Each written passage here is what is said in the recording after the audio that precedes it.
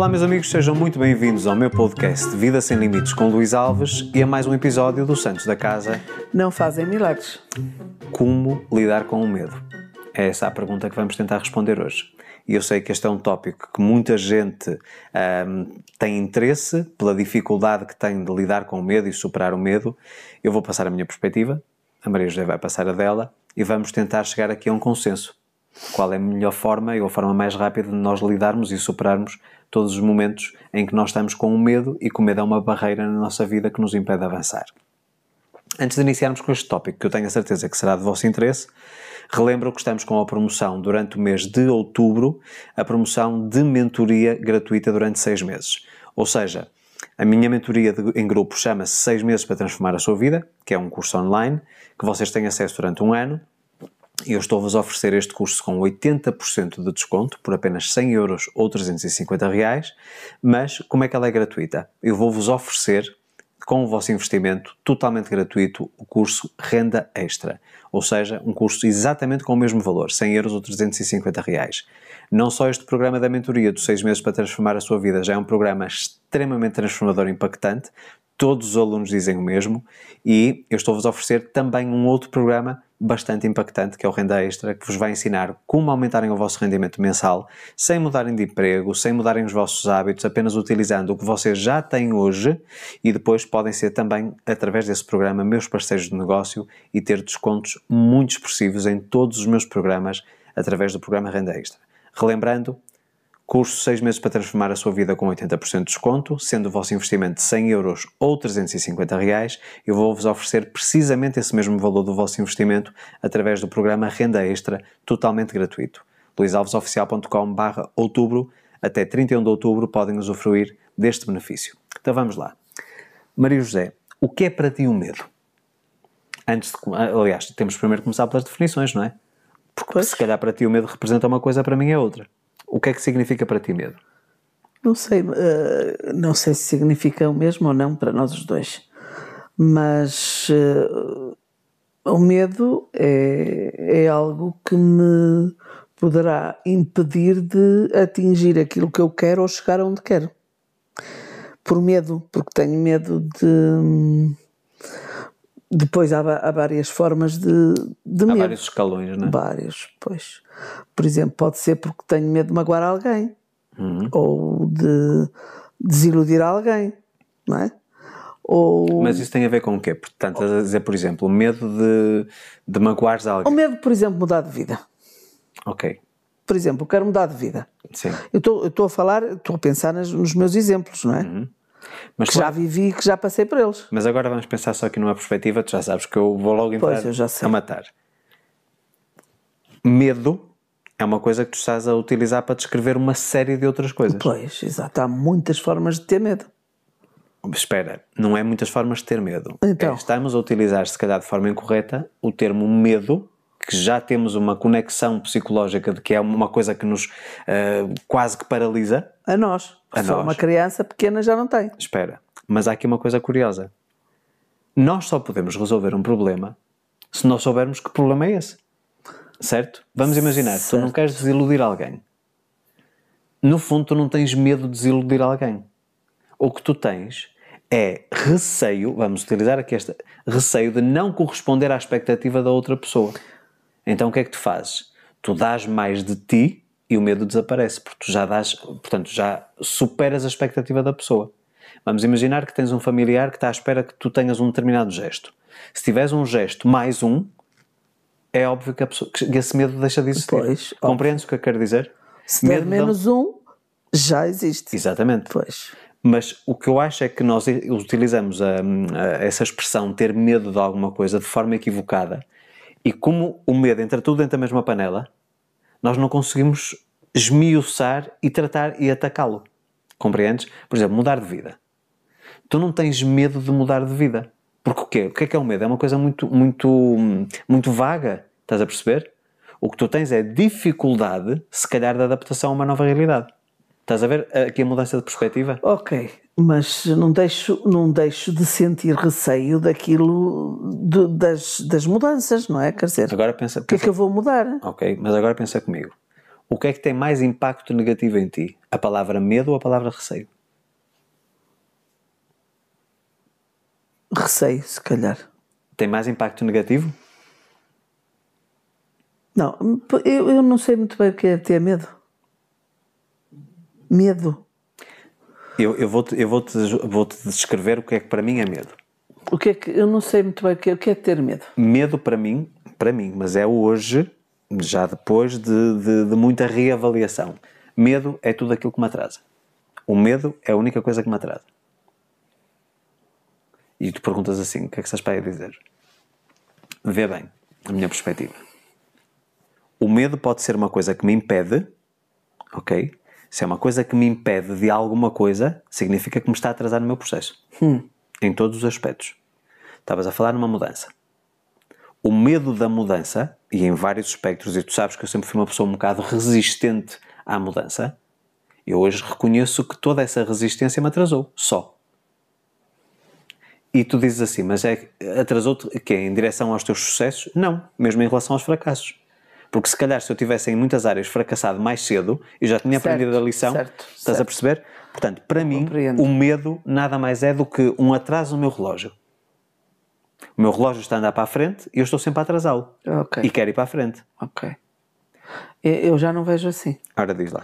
Para mim, o medo é uma coisa e o receio é outra. Acho que o receio é aquilo que eu sinto. Eu utilizei aqui apenas um exemplo, sim, percebes? Sim, mas, por exemplo, para mim, a minha vida talvez seja feita de receios ou de o que sinto de vez em quando, para tomar uma decisão, seja qual for, eu posso sentir a receio, não é medo. Para mim o medo é outra coisa completamente diferente. Então o que é para ti? Para mim o medo é eu estar a ter um pesadelo, por exemplo, a dormir e levantar-me, ou ter que me levantar, para ir e não me consigo levantar porque estou cheia de medo. Isso para mim é medo. Entendeste? No caso de um sonho, por exemplo, estás com medo de... Um pesadelo, não é um sonho. Um pesadelo. Já me aconteceu várias vezes. E tens medo de acordar? Tu não queres Não, eu acordo. Aquilo? Não, houve. Eu tenho um pesadelo e acordo. E se tivesse que me levantar naquele momento, eu não levantava porque tenho medo. Medo de parar com algo do meu pesadelo ali no quarto ou onde quer que for. Por exemplo, se eu tivesse que ir à casa de banho ou talvez tivesse que te acordar porque eu tinha medo de ir sozinha. Entendeste? Para mim isso é medo. O que eu sinto em relação a decisões, a isso que tu falaste, coisas que me atrasam, coisas, já não é medo, é receio.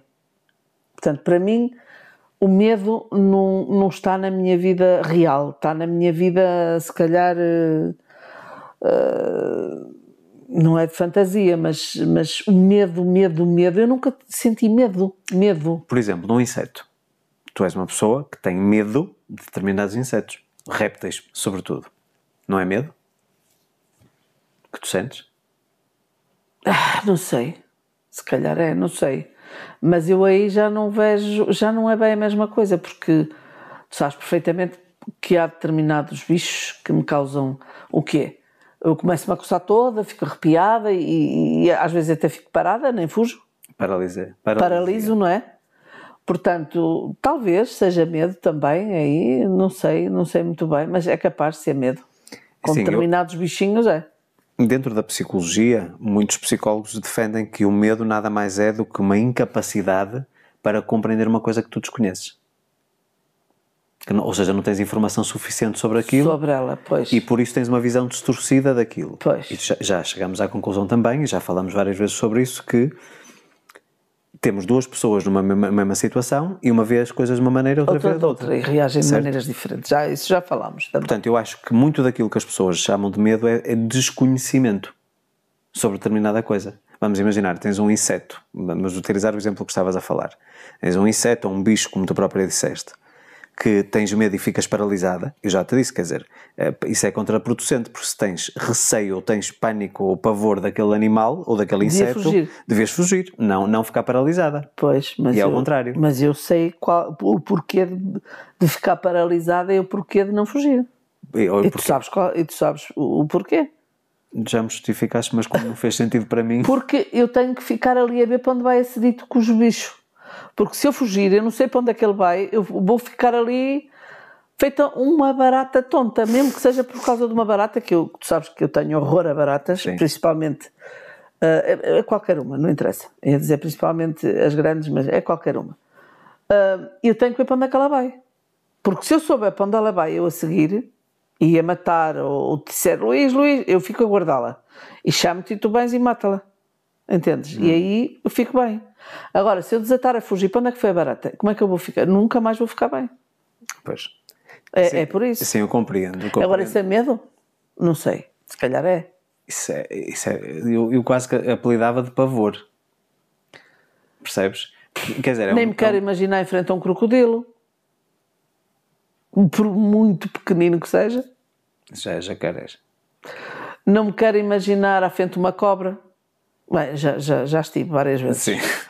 Mas paraliso, porque eu fico ali à espera.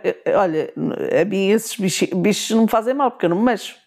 Por exemplo, mas sabes que eles têm muito mais medo de nós do que nós deles. Vemos nos filmes, quando se vê um urso, as pessoas têm que estar paradas, quietas e caladas. Lembras-te? Sim. Em filmes que já vimos, aqueles ursos grandes. Sim.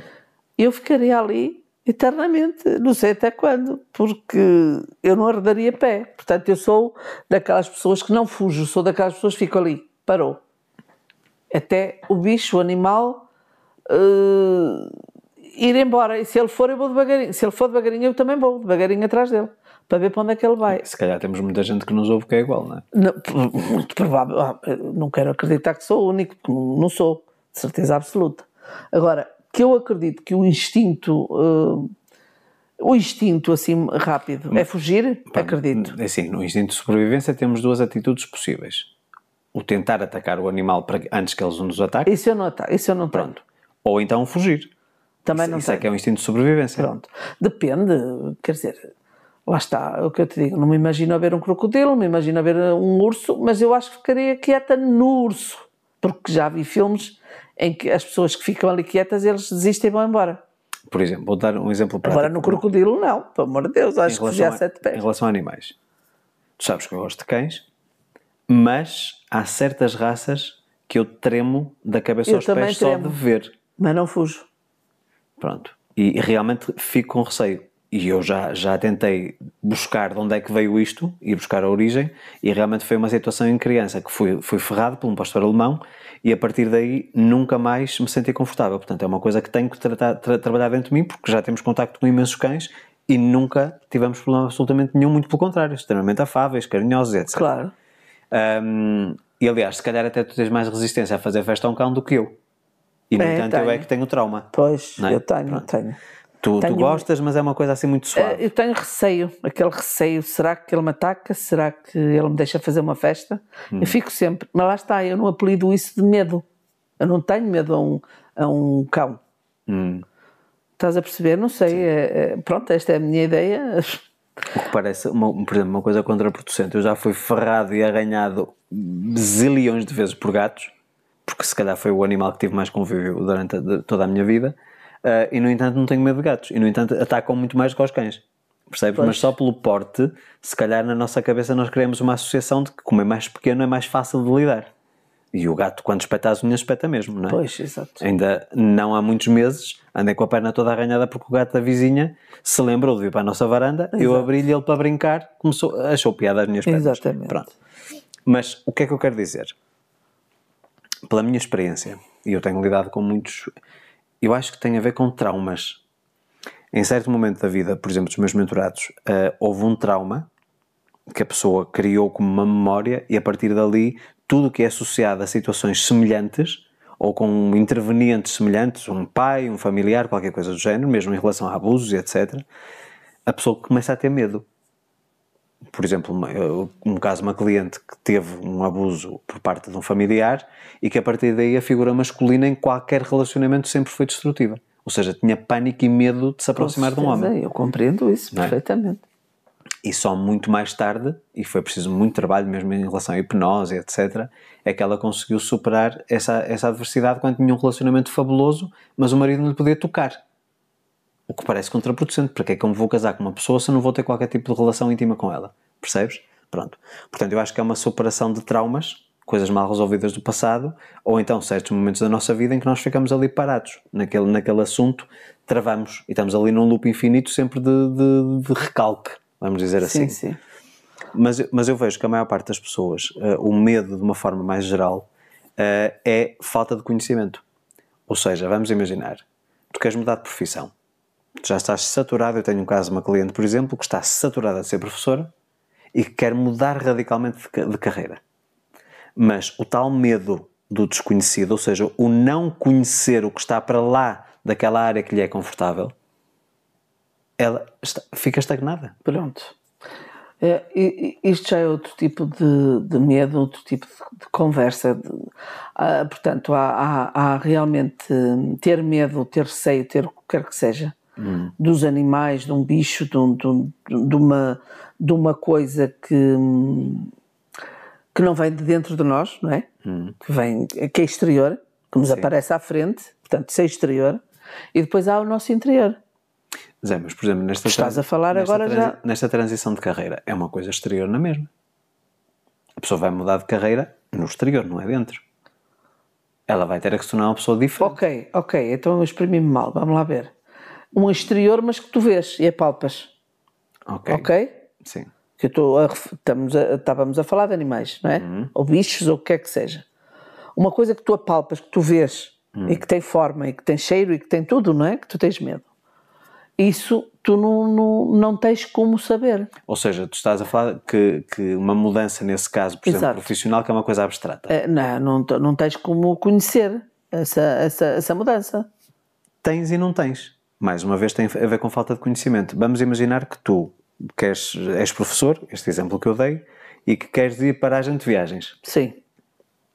Tu consegues ir a uma agência de viagens e ver profissionais na área a trabalhar e consegues ter uma ideia de como é que funciona esse tipo de rotina, qual é o tipo de salário, que tipo de experiência é que a pessoa tem que ter, que tipo de competências tem que adquirir, estás a perceber? Ok, portanto, mas começas a formar ali uma coisa. Ok, mas enquanto que se eu vir um animal ou um bicho que me chateia, eu não vou atirar-me contra ele, porque já sei de antemão que tenho 90 ou 90 e tal por cento de hipótese de me magoar e de ser derrotada. Mas quem é que te diz isso? Espera aí. Vai depender do comportamento do animal. Ok. Tu não sabes como é que ele vai comportar. Mas na minha cabeça é isso que está, percebes? Se eu for contra um urso ou contra uma cobra ou contra se eu não fugir e não... Quer dizer, eu vou ficar ali, mas se for contra eles, não tenho hipótese nenhuma, ou terei muito poucas hipóteses de sobreviver, vamos lá, ou de não me magoar. Enquanto que mudar de emprego e mudar de vida, ir para outra coisa que eu tenho receio, sim senhora, porque eu não sei como é, mas ok, eu quero ir para uma agência de viagens, eu era professora, quero ir para uma agência de viagens trabalhar e já estou a imaginar que é uma coisa que eu vou adorar.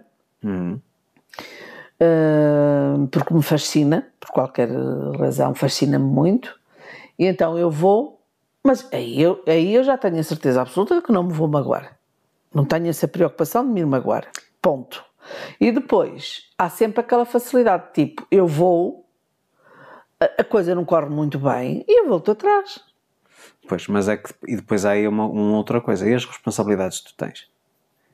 Porque tu tens contas fixas ao fim do mês, se faz uma transição, não corre tão bem, voltar atrás não é assim tão simples. Ok, mas quer dizer... Muitas vezes, eu costumo dizer o seguinte, muitas vezes vamos tentar ser aqui bastante objetivos e sendo diferente daquilo que eu era no passado, porque eu agora penso dessa forma e antigamente não pensava. As pessoas costumam dizer assim, qual é o plano B? Sim. Certo. Se eu definir que é aquilo que eu quero, então eu tenho que me tornar o melhor especialista naquilo que eu vou fazer. Estás a perceber? Logo para não dar hipótese. Portanto, não quer dizer que num mês ou dois que eu vá começar a tirar grandes salários, etc. Certo. Mas o que implica e que me obriga a aprimorar-me todos os dias, estudar, tentar estabelecer aqui novas competências comerciais, saber vender, a procura de agências de turismo, portanto, que depois me permitem vender os pacotes portanto, agências de turismo não, operadores turísticos. Sim. Para depois vender na agência. Ok. Portanto, tentar ver na internet o que é que as pessoas procuram, que tipo de produtos é que são mais apetecíveis, que oportunidades existem de destinos que não são comercialmente muito vendidos, mas que têm, por exemplo, um bom preço e boas características de experiências para os turistas. Portanto, o que é que eu te quero dizer com isto? Quando nós, muitas vezes, temos o plano B, nós vamos a medo. Utiliza-se muito esta expressão, ir a medo. E quando nós vamos a medo, dificilmente a coisa dá certo. Porque tu nunca vais com todo o teu potencial. Tu vais tipo, vamos ver como é que corre. Não é vamos ver como é que corre, é vamos fazer funcionar isto. E se calhar eu hoje penso dessa maneira, mas não pensava. Pois, ok. Certo? Mas é por isso que por isso é que eu continuo a dizer-te, eu não vejo...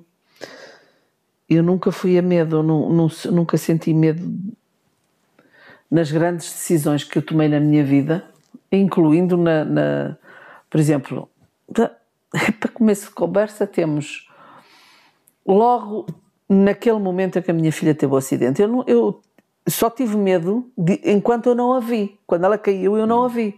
A partir do momento que ela veio para o meu colo e eu me certifiquei de que estava viva, porque me certifiquei, e já o disse várias vezes, como é que fiz, etc. A partir daí, tu vês Ou seja, tu adquiriste conhecimento do estado atual na altura dela. E passei à frente. Eu nunca mais tive receios, nem medos, nunca mais chorei uma lágrima. Então isso valida aquilo que eu acabei de dizer.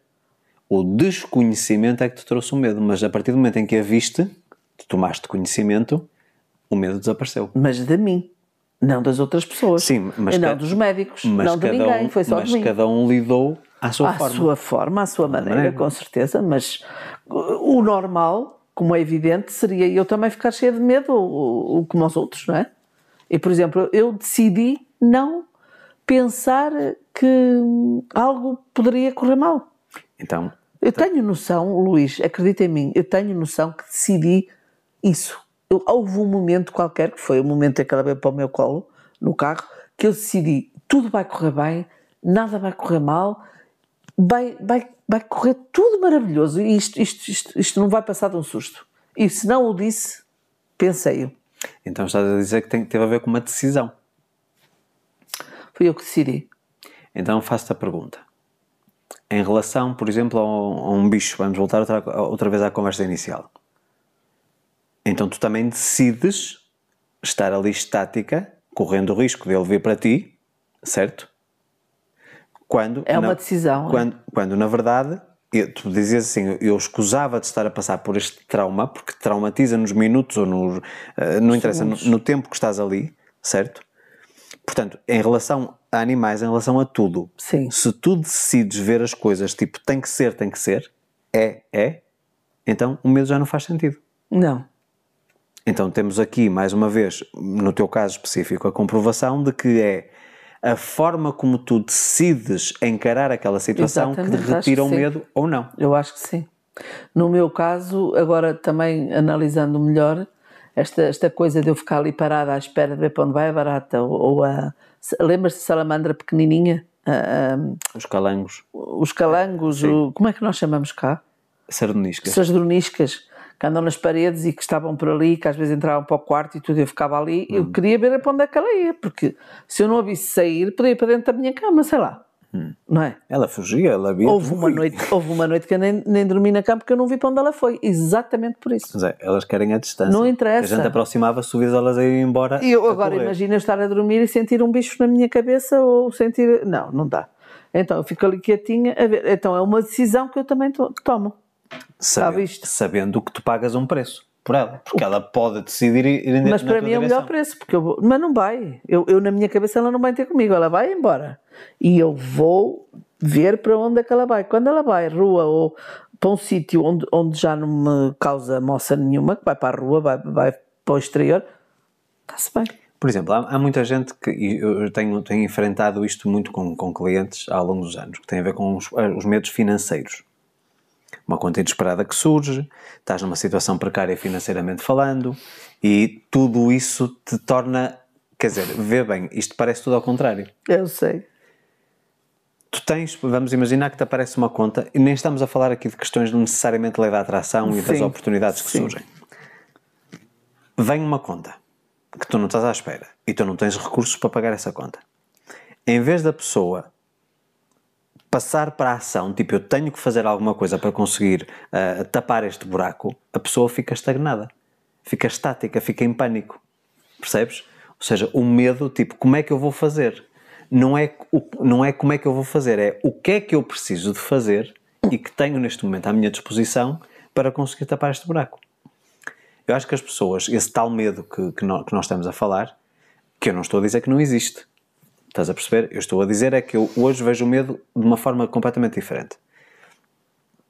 Se as pessoas olharem e disserem assim, ok, que competências e que talentos eu tenho que posso pôr já em prática para conseguir buscar aqui um extra. Estás a perceber? A pessoa não. A pessoa tem o efeito completamente contrário. Então é mais um domínio sobre a tua própria mente, não é? Tu dizes assim, ok, está a vir essa coisa que eu chamo de medo. Não, eu não lhe posso dar atenção. Eu tenho que desviar a minha atenção, ou seja, decidir focar-me numa coisa diferente. Eu sei que isto parece muito conversa motivacional, mas a verdade é essa. É, e tu sabes muito bem o que é que eu penso acerca disso. Pronto. Muitas vezes nós tivemos grandes desafios na nossa vida a dois. Então, nos inícios, quando nos conhecemos, foi muito desafiador. Mesmo financeiramente. Nós passamos por momentos que foram bastante desafiadores. No entanto, nós nunca deixamos de arriscar em direção a coisas desconhecidas, porque, em primeiro lugar, tínhamos fé. Certo? E até entrar aqui naquele tópico que nós prometemos falar da questão da espiritualidade. Também. Portanto, nós temos fé que Deus vai trazer aqui um caminho que nos vai apresentar aqui uma solução. E é essa fé que é o salto para o desconhecido, porque fé nada mais é do que acreditar numa coisa que não é palpável. Estás a ver a questão que estavas a falar? Mas que a coisa se resolve. Pronto. Mas tens a certeza que vai-se resolver. Exatamente. E mesmo que tenhas às vezes que passar por maus momentos, dar um passo atrás, etc., eventualmente isso vai ser fundamental para tu dar depois os dois em frente, não é? E o que eu acho é que há muitas pessoas que passam décadas, eu não estou a falar de passar uns meses, passam décadas com esse medo. Aliás, falamos disso na palestra. Que eu falei, aliás, uma das perguntas que eu coloquei logo no início e quase toda a gente levantou a mão foi: quantas pessoas têm um sonho que abandonou e deixou na gaveta porque achava que era impossível de realizar? Zé, o possível ou o impossível é tudo uma questão de perspectiva. Exatamente. Eu disse isto várias vezes, aliás, há muita gente que me tem citado, às vezes em comentários, que o Luís disse isso, pelos vistos marcou as pessoas. O impossível é apenas uma questão de perspectiva. Porque eu digo-te a ti, Maria José, vamos fazer isto, e tu dizes-me é impossível. E eu pergunto a uma mesma pessoa que está no mesmo espaço se existe possibilidade ou não, e ela diz-me não, isso é possível, completamente. Então isto no fundo é fascinante. É, percebes? completamente. Eu lembro-me, por exemplo, nós tivemos uma intervenção do Vítor na palestra, aliás, uma ou duas, mesmo em palco. Duas. Pelo menos duas. E tu viste que a forma como ele se expressou e que as pessoas até ficaram assim um bocadinho, não digo assustadas, mas ficaram assim tipo, como é que é possível alguém ter esta objetividade naquilo que diz? O Vítor, se calhar, sempre teve este arrojo, precisamente porque foi tipo, ok, vem o medo, vamos lá enfrentar o medo. Eu não tenho medo do medo. Mas atenção, pessoas como o Vítor são pessoas que também já passaram por momentos, como é que eu ia dizer, provações, Zé, mas vê bem, pessoas como o Vítor e como outras pessoas que nós conhecemos são pessoas que, embora muitas vezes saibam que existe uma probabilidade de serem fracassadas, elas vão em frente porque elas sabem que é isso que as vai tornar mais resilientes, exato. Percebes? Mais fortes. Exato. E eu digo muitas vezes, as pessoas continuam à procura da tal fórmula mágica, de ter tudo muito rápido e etc. Para tu teres rápido, muitas vezes tens de fazer 20 anos de trabalho lento. E esse trabalho lento muitas vezes tem muita derrota no caminho. Aliás, há um... Eu não sei dizer exatamente quem foi que disse isto agora muito recentemente, um artigo que eu li, em que ele dizia: se tu não és derrotado, ou seja, se tu não falhares, tu nunca serás bem sucedido. Porque alguém que é bem sucedido tem que fracassar inúmeras vezes.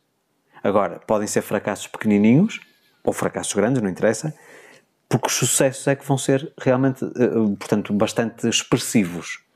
Tu podes fracassar 10 vezes coisas mínimas, mas esses 10 fracassos vão-te ajudar a construir um novo eu que te vão trazer um sucesso massivo. Estás a perceber? E nós vemos atletas, vemos atores e etc.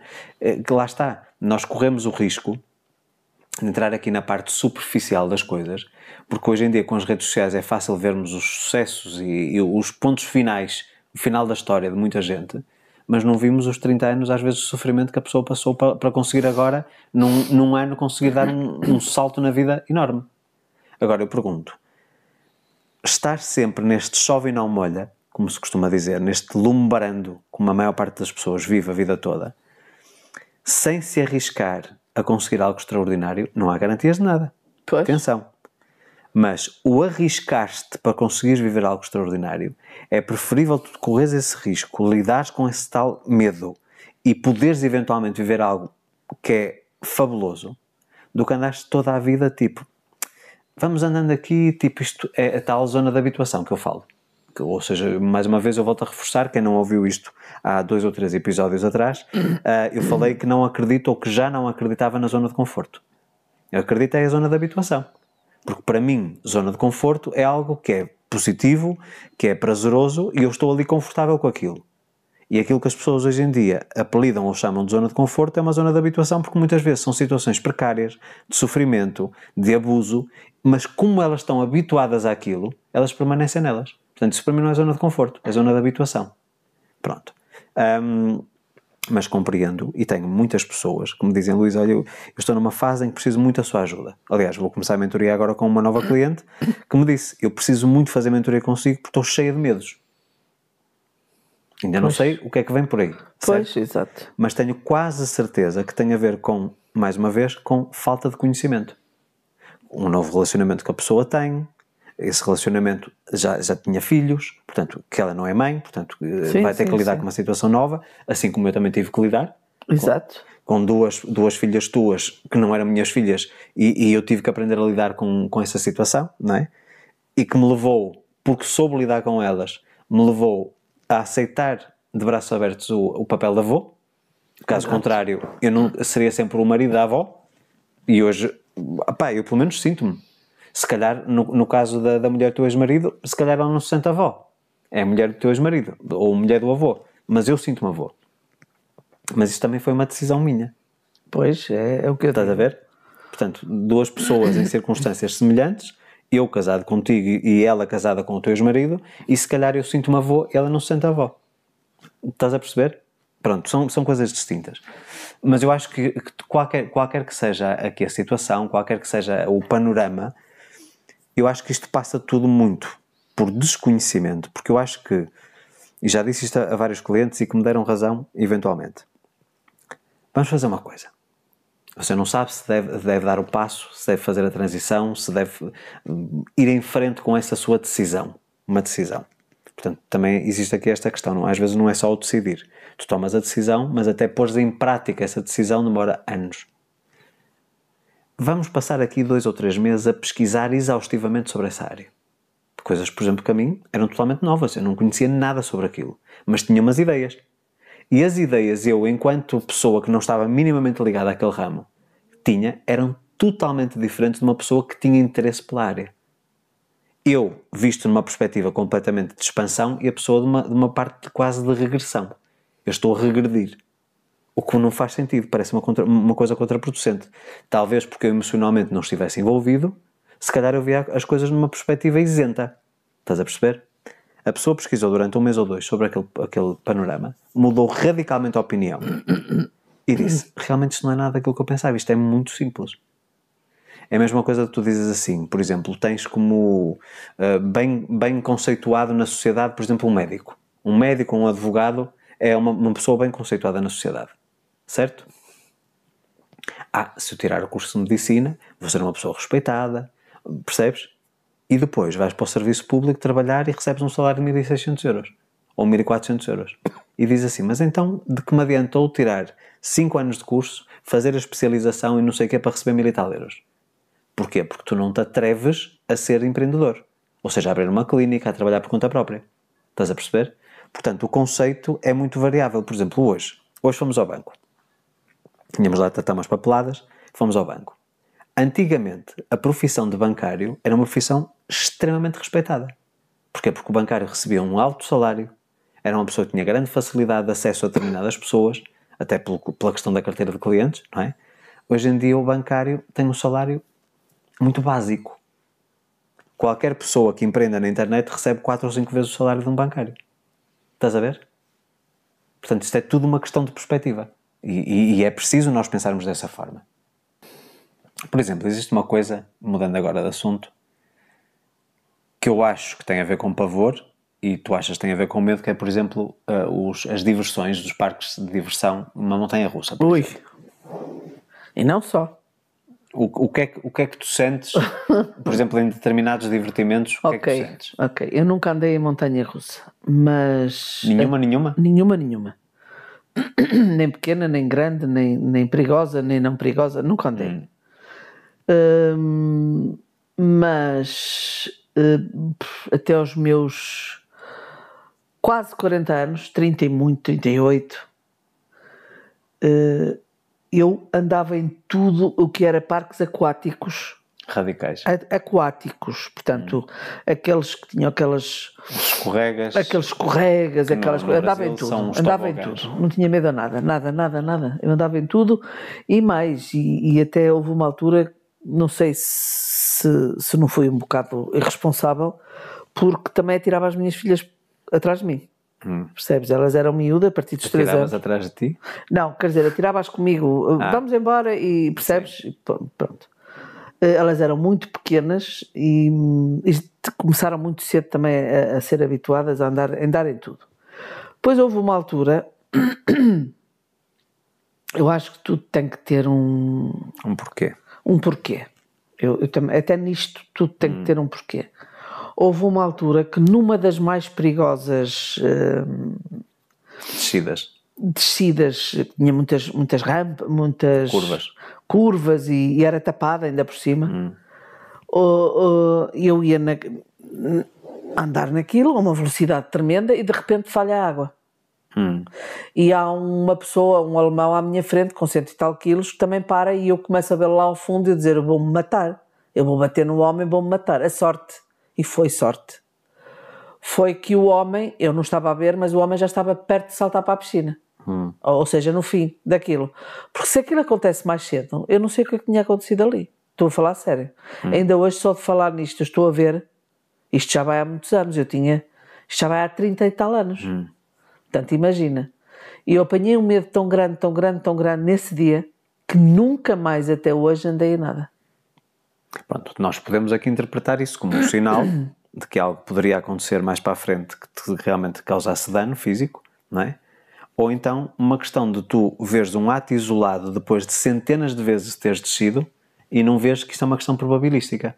Existe uma probabilidade pequena de acontecer uma coisa dessas. Ok, mas então, a mim aconteceu-me. Tu deixaste que a coisa pequena... É a mesma coisa, por exemplo, pessoas que têm pânico de andar de avião. Pequena porque tu não a viveste e não estiveste ali. Sim, eu não discuto. Portanto, o teu emocional teve um impacto nessa memória. Tanto que me... Pronto, vou dar um exemplo. Tornou, como é que se diz as pessoas que entram em pânico? Não sei. Mas tornou-me claustrofóbica, por exemplo. A partir daí... passei a sofrer... Eu não sabia. Atenção. Mas em relação à claustrofobia, deixa-me só fazer-te uma pergunta. Luís, tem a ver com isso. Tu, espaços fechados... Eu estava num espaço fechado, Pronto. Luís. Tu, quando estás em casa, estás num espaço fechado.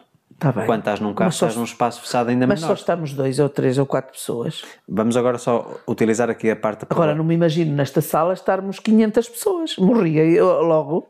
Então tem a ver com falta de espaço, não é estar fechada.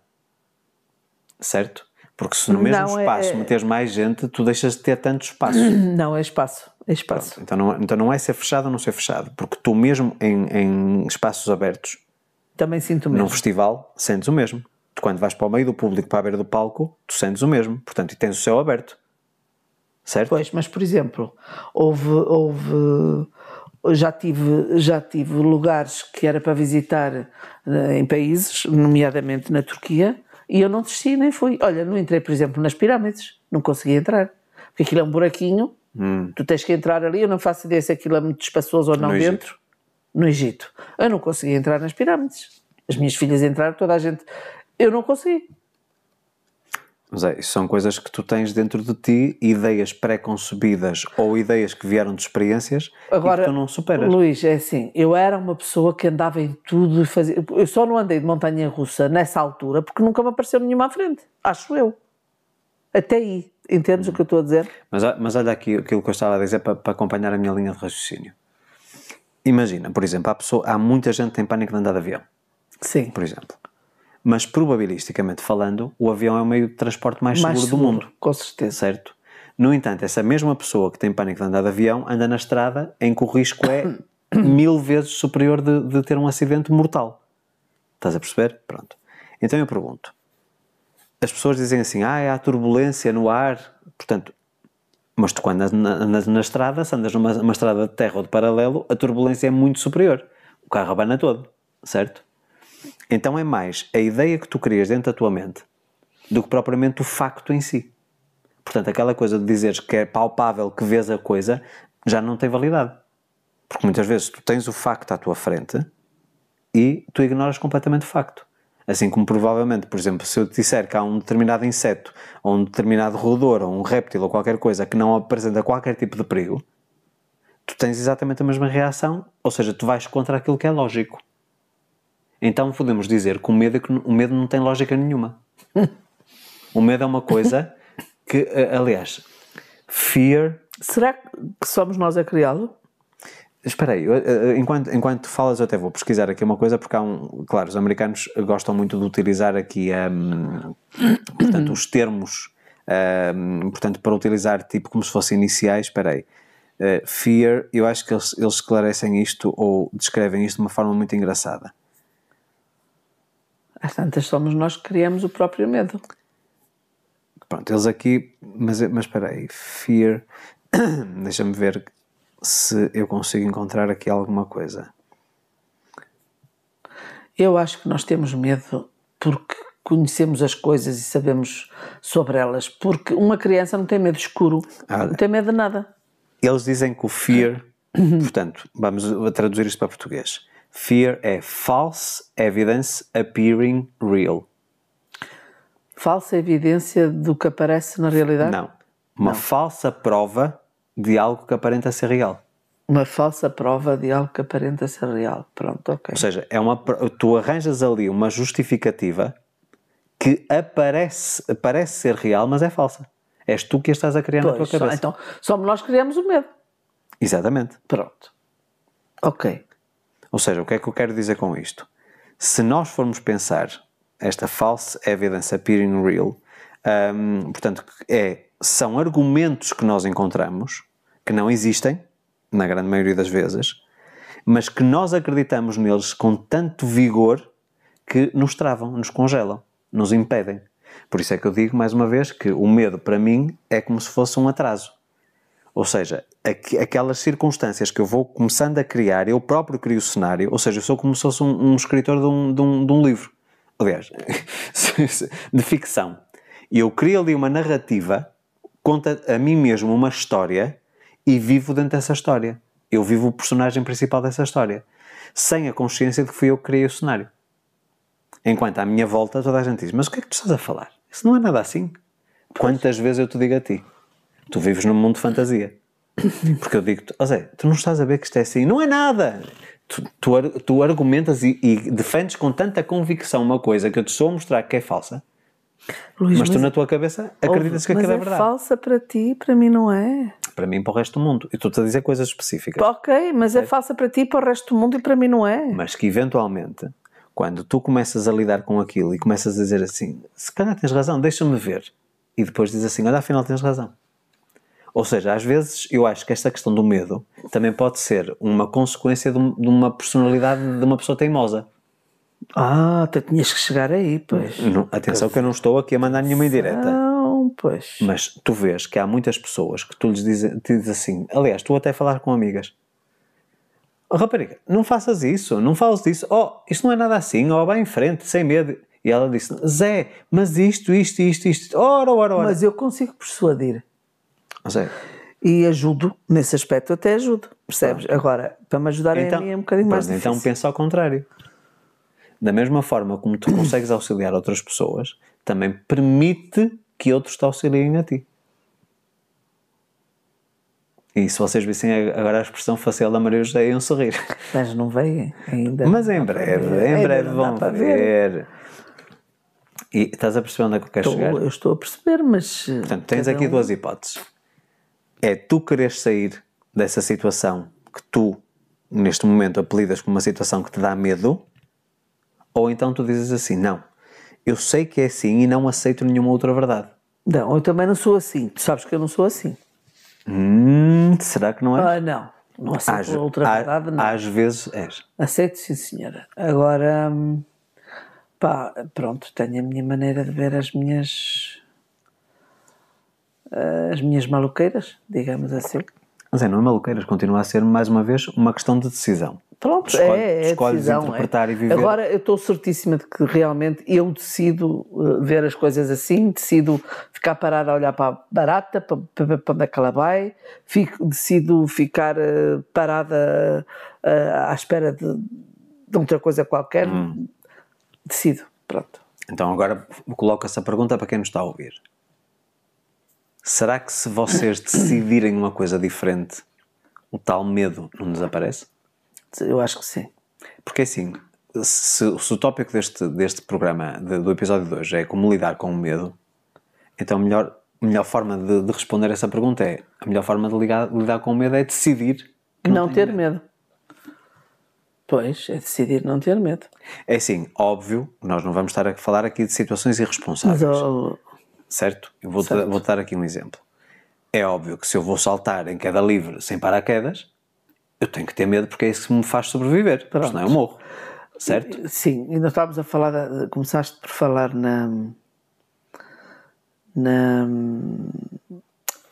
Olha, vou-te dar um exemplo. Na montanha-russa? Na montanha-russa, sim. Ok. Sim. Para mim é impensável entrar numa montanha-russa. Eu acho que só... Mas porquê se nunca entraste? Luís, desculpa, eu acho que só de pensar que me sentaria ali, mesmo sabendo que aquilo estava parado, mas que por uma avaria ou por uma coisa qualquer aquilo começava, eu acho que morria. A minha ideia é que eu acho que morria. Pânico, pavor, de medo. Aí é medo. Para mim eu sinto medo. Pior que medo. Há uma coisa, por exemplo, que eu confesso que tenho medo, ou seja, talvez por desconhecimento, mas que muito em breve eu vou superar essa barreira, que é saltar de paraquedas. Saltar de um avião. Nunca fiz nenhum salto, já ando para fazer isso há uns anos. Eu adorava, mas também tenho medo. Isso é medo. Pronto, e aí eu acho que isso para mim, quando o fizer, vai representar um desbloqueio muito grande. Porque assim, é óbvio que tu estás em queda livre, tens 2 paraquedas, obviamente estás com um instrutor, portanto não estás sozinho, não é?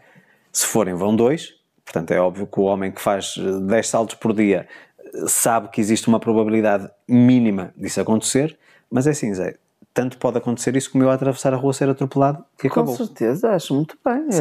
Que penses assim, acho muito bem. Mas assim, eu, por exemplo, não tenho receio da montanha-russa, embora... Por exemplo, a montanha-russa, eu tenho uma coisa engraçada, que sempre que ando numa montanha-russa, as grandiosas, aquelas de parques enormes, nunca andei, aquelas muito grandes e com loops muito grandes e etc. Mas vê bem como é que nós lidamos com as situações. É óbvio que há uma mexida no estômago. O estômago cola para trás por causa da gravidade e da força G, não é? Mas vê bem aqui uma coisa que não faz sentido absolutamente nenhum. Por isso é que é tudo na nossa cabeça. É psicossomático.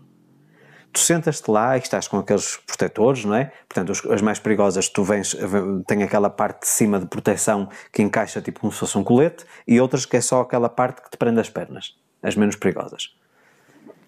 E tu acreditas que quando eu andava numa montanha-russa e não me agarrava a nada, portanto, pousava as mãos, agarrava, por exemplo, no suporte, tudo tranquilo, passava mal, por sentir aquela coisa de descontrole completo do meu organismo, nomeadamente a parte do intestino e do estômago. Mas se eu pegasse naquele varão, por exemplo, de prender as pernas, e fizesse força para a frente, como se estivesse a empurrar, eu já não sentia nada no estômago. Que não faz sentido nenhum, porque a força da gravidade é a mesma, a força G é a mesma. Porque é que esticando as mãos está tudo bem, e não portanto, empurrando, como se estivesse a fazer força a empurrar, está tudo bem, e se não empurrar, passo mal. Não faz sentido. Pois, não Portanto, sei. é tudo, foi qualquer mecanismo de defesa que eu criei ali, de ao empurrar, eu tipo, estou a afastar-me da situação. Não sei se é isso. Estou aqui a refletir. Mas vê bem, como é que é possível? Como, por exemplo, vemos aquelas pessoas que têm aquele elástico, aquele slingshot, que elas estão cá em baixo e de repente vão lá para cima. Sim. Pronto. Há muita gente que reporta precisamente aquilo que eu disse. Se elas esticarem as pernas, embora as pernas estão suspensas, mas se elas esticarem as pontas dos pés e se elas, com as mãos, fizerem muita força para baixo, porque elas vão para cima, parece que mentalmente elas estão a contrariar e chegam lá em cima, não desmaiam nem nada do género. Estás a ver o fantástico que é o ser humano? O nosso cérebro, é assim, podem inventar um mega computador, mas como o nosso cérebro eu não conheço. Porque quanto mais a gente explora o nosso cérebro, nós somos capazes de coisas inimagináveis só dentro da nossa cabeça. Portanto, às vezes as pessoas estão a viver um pesadelo completo, tudo dentro da cabeça, quando não existe nada que justifique aquilo que ela está a alimentar no seu cérebro. E nós vemos muitas séries médicas, não é? Aliás, vemos séries médicas que têm casos graves, que têm evidência científica por trás, porque caso contrário, o mesmo nome das doenças, a forma como aquilo se exprime e se manifesta. E é fascinante às vezes aquilo que o paciente acredita que muda completamente a parte biológica toda. Porquê? Porque se dissermos que o nosso cérebro é a máquina, é o que comanda todo o resto do organismo, é a mesma coisa, Zé. Já falamos sobre isto, já demos esse exemplo e já se falou várias vezes. Uma mãe que tem uma força, por exemplo, de pegar num peso de uma saca de batatas de 25 quilos e consegue levantar um carro. Sim. Humanamente isso é impossível, mas o cérebro manda por uma questão instintiva, de sobrevivência. Estás a perceber? Portanto, isso é absolutamente fascinante. Olha uma coisa engraçada que eu recebi uma mensagem há 2 ou 3 dias atrás. E olha, e tem tudo a ver com o início do episódio, que nós estávamos a falar da promoção dos 6 meses para transformar a sua vida, agora durante o mês de outubro. Relembrando, luisalvesoficial.com/outubro, para vocês usufruírem do 80% de desconto, e eu ofereço um curso no mesmo valor do vosso investimento, de 100 euros ou 350 reais. Estava-me a dizer, Luís, eu tenho medo de entrar no programa e depois não conseguir ser consistente e não conseguir ter os resultados. Portanto, tenho medo de... Então, obedecendo àquilo que nós acabamos de falar, se a pessoa, a justificação que eu dava para essa pessoa, se nos estiver a ouvir, que eu acho que ela ouve o podcast, é muito simples. Se isto tem tudo a ver com uma questão de decisões, então se eu decidir que me vou comprometer todas as semanas ao domingo a ver o vídeo e a partir de segunda-feira cumprir com os desafios, porque o programa é todo através de sistema de desafios, são 24 desafios semanais, é a mesma coisa do que ela também decidir que vai jantar todos os dias. Essa pessoa, por exemplo, especificamente todos os dias às 7h30 janta. É uma decisão dela, é uma escolha. Porquê é que ela não decide também investir na mentoria e investir neste processo, se ela sabe que vai ser benéfico? Estás a perceber? Portanto, as pessoas eu acho que encontram mais desculpas muitas vezes escondidas ou disfarçadas de medo. Estás a perceber? Olha, houve uma que me disse assim: Luís, sabe porque é que eu não me inscrevo no curso? Porque eu tenho medo de crescer tanto e de dar um salto tão grande que se calhar ainda vou deixar o meu marido. Foi isto, literalmente. Portanto, foi obviamente como consequência do podcast. Você já viu, é que se eu fico muito evoluída e o meu marido não evolui juntamente comigo, eu já não quero para nada. E eu digo, a única coisa que eu justifico é assim: você tem 2 hipóteses. Eu acho que estamos aqui todos para crescer. Mais uma vez, acho que somos seres espirituais a ter uma experiência humana. Leva o marido com ela, não é? Então, chama o marido, e eu costumo dizer muitas vezes, às vezes quando o fosso começa a ser grande, ou seja, uma pessoa está a investir no seu desenvolvimento pessoal e o outro não, e começa a ficar, parece, para trás, e começa as linguagens, parece que estão a falar chinês um com o outro, ou seja, não se compreendem, é através do exemplo. Se tu achas que eu estou a ficar uma pessoa melhor, mais evoluída, o meu rendimento está a aumentar, estou uma pessoa mais leve, etc., porquê é que não vem junto? E depois é assim, é uma questão de escolha. Não é porque o meu parceiro, mesmo em relação a ti, Zé, não é porque tu, em determinadas áreas, não tens interesse, por exemplo, de investir o teu tempo, até porque a minha área é completamente diferente da tua, portanto não seria lógico teres os mesmos interesses, mas eu vou evoluindo. Se tu não acompanhares e se eventualmente chegarmos a um ponto em que já não faça sentido, então cada um vai à sua vida. Claro. Percebes? Portanto, eu acho que isso não deve impedir as pessoas de quererem evoluir. Como eu vejo, eu passei 25 anos ou passei 30 anos em que não fiz nada da minha vida porque com medo, porque o meu marido é uma pessoa simples, não queria estudar, não queria isto. Então, quer dizer, tu perdeste 30 anos da tua vida.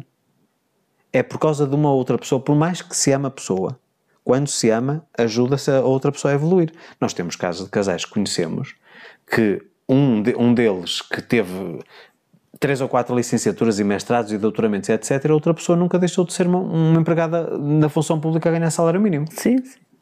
Não é? E entenderam-se perfeitamente. Foram escolhas que cada um teve individualmente.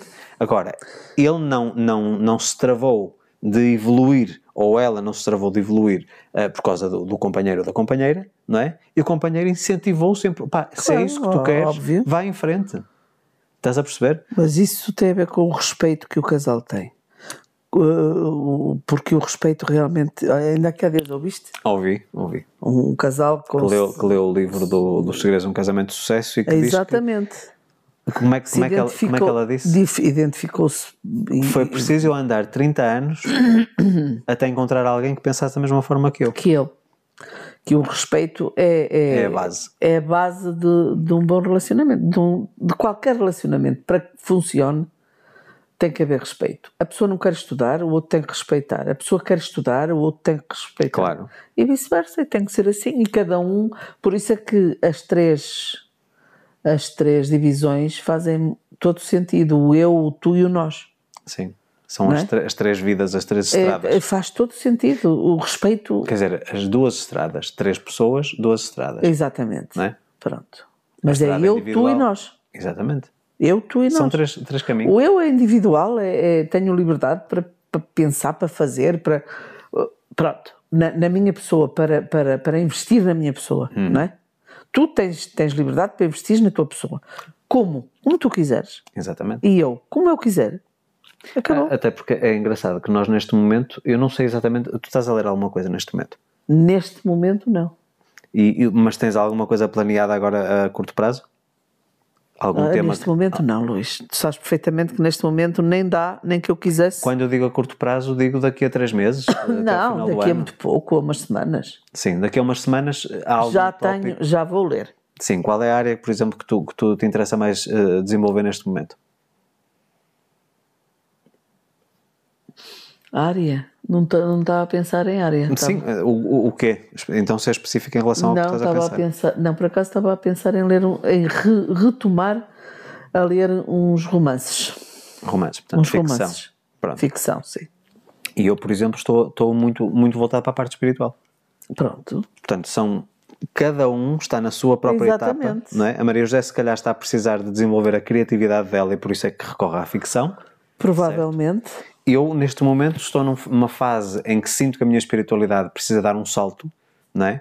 Eu estou a ler um livro O Caminho do Peregrino, exatamente, que é muito interessante e é uma ficção também.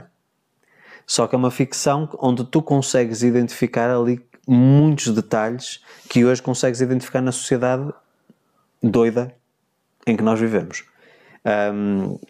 E depois, obviamente, isto complementando com a Bíblia, por exemplo, eu ainda não comecei a reler da forma como eu fazia antes, se calhar vou fazer de uma forma diferente a Bíblia, porque eu acho que a Bíblia continua a ser o maior livro de desenvolvimento pessoal do mundo, independentemente da pessoa ser religiosa ou não ser religiosa, de ter fé ou ser ateu, não importa. Na Bíblia temos lá um manual de como educar filhos, de como lidar com as finanças, tudo. Agora, a Bíblia não deve ser lida à letra. O grande problema está aí. E se a interpretação daquelas palavras, das parábolas, etc., depende muito do filtro ou das lentes com que nós vemos a vida, então nem toda a gente vai interpretar as coisas de forma certa. Eu penso que muita gente com a mesma Bíblia tem religiões diferentes. Sim, doutrinas diferentes. Certo? Doutrinas diferentes. A Bíblia é a mesma, o livro é o mesmo, não há mudança nenhuma. Uma coisa distorcida. Ou sou errada? Sim, a base é a mesma. Então? Mas as interpretações são diferentes. Exatamente. Como, por exemplo, a pessoa dizer assim que o amor ao dinheiro é a raiz de todos os males. Isso não está na Bíblia. Não, o dinheiro é a raiz de todos os males. É isso que as pessoas dizem. E muita gente tem medo de ser rica financeiramente precisamente porque acha que vai ter mal na vida dela. Certo? E o que diz na Bíblia é: o amor ao dinheiro é raiz de todos os males. Ou seja, o que se faz por dinheiro. Ama-se o dinheiro e não as pessoas. Estás a perceber? Portanto, são coisas completamente diferentes e muda completamente a perspectiva. Conforme a pessoa interpreta e... Não é? Mas vamos imaginar. Tu vês, nós não vemos notícias e neste momento é que não vemos mesmo. Não vemos a televisão normal. Não vemos até porque... Não vemos mesmo. Neste momento não vemos mesmo. Só vemos aquilo que nos interessa. Exato. Há males que vêm por bem. E é curioso que nós, não vendo essas notícias, nós sabemos que as notícias, qual é o objetivo dos canais? É ter audiência. Claro. E o que é que dá audiência? Coisas negativas e polémicas. Claro. Certo? Tu vês, por exemplo, casos de corrupção na parte financeira. Vês muitos casos de corrupção e que dão ali tinta, como é que se dizia? Vai escorrer tinta nas páginas das revistas e dos jornais e tal. Então, o que é que dá audiência? É falar de casos grandes de corrupção que envolvam milhões. Tu, ao ver e a alimentares a tua mente com aquilo, tu começas a dizer: não, eu nem quero chegar a rico, porque senão ainda vou ter destes problemas. Também. Ou seja, se tu fizeres tudo certinho, Também. tu não vais ter problemas. Acredito que haja pessoas que pensem dessa forma. Mas vê bem, se tu cumprires as regras da sociedade, porque nós vivemos em sociedade, temos que cumprir regras, certo? Está tudo bem. Mas tu resolves, escolhes uma decisão, tu decides focar-te nesses casos pontuais. Eu se calhar também durante algum tempo tinha alguma resistência em relação às pessoas que nós chamamos de ricas, não é? Dizer assim: pois esses ricos têm a mania, lembras-te? Acho que todos nós passamos por isso, enfiamos a carapuça. E hoje em dia que lidas com pessoas multimilionárias, tu vês que são pessoas extremamente simples, pessoas mais bondosas do que se calhar aquelas que se dizem bondosas, certo? E pessoas totalmente diferentes daquilo que tu criaste como ideia de que essas pessoas eram. Óbvio que também conheces pessoas ricas, financeiramente falando, que são verdadeiros crápulas. Pois, claro. Certo? Nós temos um caso próximo que quer dizer que não há princípios, certo? Mas se tu fizeres a comparação entre esse caso individual, esse caso isolado, certo? E as dezenas de casos que conheces que não são nada disso, são exatamente o oposto. São pessoas que tu sentes vontade de estar com elas, não tem nada a ver com a parte financeira. Mas são pessoas que tu tens riqueza de momentos. Então tu dizes mais uma vez a questão probabilística. Estás a perceber? Agora, aquilo que nós vemos probabilisticamente falando na televisão e nas redes sociais é só falar desse pouco. Do 1%. Estás a perceber? E, quer dizer, é a mesma coisa. Eu já disse isto várias vezes. Não necessariamente no podcast, mas já falei disto nos vídeos do YouTube na altura que publicava regularmente.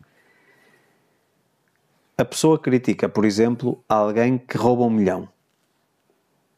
Mas todos os dias sonega impostos, todos os dias rouba ao vizinho e por ela já não há problema nenhum porque é pequenino, é pouquinho. A atitude é a mesma. Seja 1 milhão ou seja 50 euros, vai dar rigorosamente a mesma coisa. É a atitude, é o gesto da pessoa. Percebes? Porque é que só quando se está a falar de coisas grandes é que as pessoas resolvem relevar? Quando todos os dias as pessoas cometem irregularidades, injustiças e etc. Estás a perceber onde é que eu quero chegar? Portanto, isso é uma hipocrisia social muito grande. E às vezes, tu sabes que isto mexe muito comigo, porque eu vejo as pessoas dizer assim: mas fulano, olha, no caso do BES, olha o Ricardo Salgado, tu já viste os milhões que ele roubou e não sei o que mais? De uma pessoa que se calhar anda para aí há 10 ou 15 ou 20 anos a roubar todos os dias um bocadinho. Percebes? Quer dizer, não há legitimidade para as pessoas falarem. Pois. É só uma questão de proporção. Porque o gesto continua a ser o mesmo, a atitude continua a ser a mesma. E, portanto, resumindo tudo aquilo que nós falamos, no meu caso, mais uma vez, o medo para mim é aquilo que me atrasa, certo? Porquê? Porque tudo aquilo que eu escolho não fazer por causa desse suposto medo, ou seja, arranjando o medo como justificativa, é aquilo que me faz permanecer onde eu estou e eu não quero permanecer onde eu estou. E, mais uma vez, eu volto a dizer, significa que onde eu estou que não é um lugar bom, é fantástico, mas eu não estou aqui para estar parado. Lá está aquela velha história, parar é morrer. Se nós não estamos a avançar para cima e para a frente, nós estamos a andar para trás, estamos a morrer.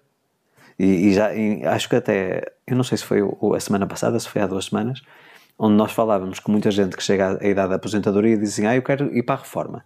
E depois começa a mingar, certo? Ou seja, o intelecto começa a reduzir, o cérebro já não precisa ter tanta capacidade porque não tem estímulo, certo? E as pessoas muito rapidamente acabam por perder qualidade de vida e acabam por morrer antecipadamente ou de forma precoce. Enquanto todos aqueles que têm algo que as estimule todos os dias vão avançando independentemente da idade. E cada vez mais está provado que as pessoas que tenham alguma coisa, alguma atividade que as estimule todos os dias, que têm uma longevidade muito maior. Certo? Certo. Fica aqui a pergunta aberta à comunidade.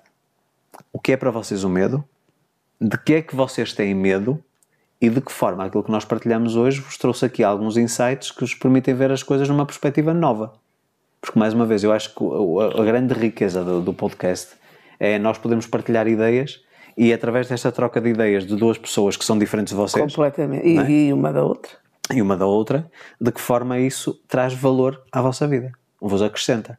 Portanto, acho que é isso que é a nossa missão principal. Porque, mais uma vez, eu sou muito diferente de ti, somos completamente opostos, vivemos de uma forma harmoniosa, ainda que tenhamos as nossas diferenças. Claro. Lá está. E eu acho que cada vez mais, e uma das coisas que até eu defini como prioridade para o próximo ano, é realmente dar às pessoas um senso de comunidade, onde as pessoas possam falar umas com as outras sem a crítica, sem o apontar o dedo. Eu acho que eu publiquei um vídeo há 2 ou 3 dias nas redes sociais, onde eu disse que achava que era da minha responsabilidade humana e profissional eu começar a falar de tópicos, se calhar, que eram mais meter o dedo na ferida, certo?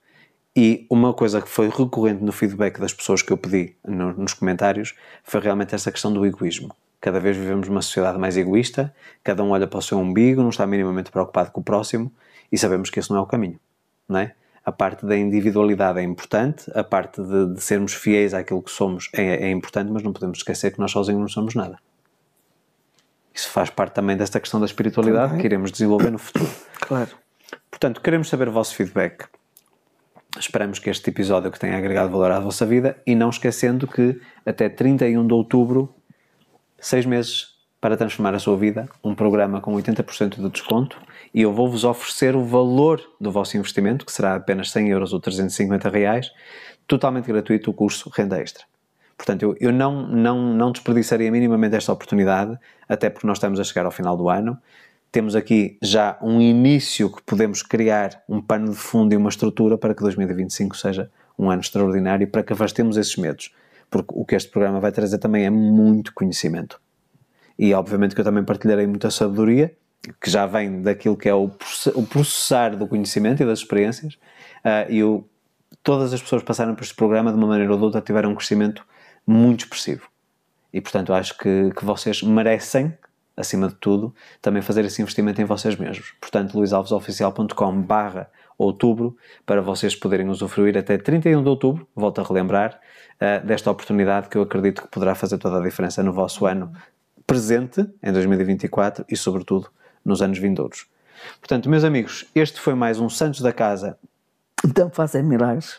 Não fazem milagres? Não fazem milagres. Não fazem milagres.